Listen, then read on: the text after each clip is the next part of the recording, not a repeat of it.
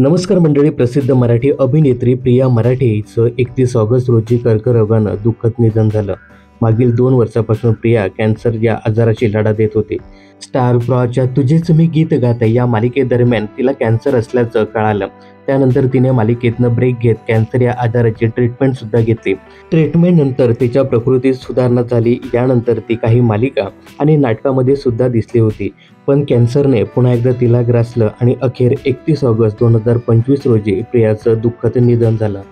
प्रियाच्या दुःखद निधनाच्या अगोदर तिचा अभिनेता पती शंतनू मोघेने छोट्या पडद्यावर कमबॅक केलं होतं. स्टार प्रवाहावरील येड लागलं प्रेमाचं या लोकप्रिय मालिकेत शंतनू मोघेची एंट्री झाली होती.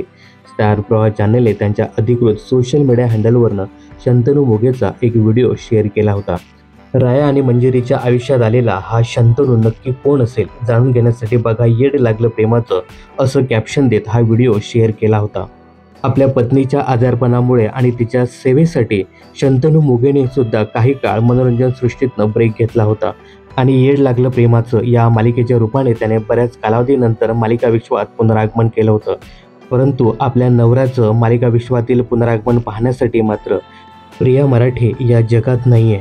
4 वर्षापूर्वी शंतनू मोघे यांचे वडील म्हणजे ज्येष्ठ अभिनेते श्रीकांत मोघे यांचं निधन झालं होतं आणि आता शंतनू यांची पत्नी प्रसिद्ध मराठी अभिनेत्री प्रिया मराठे हिचं सुद्धा दुःखद निधन झालं.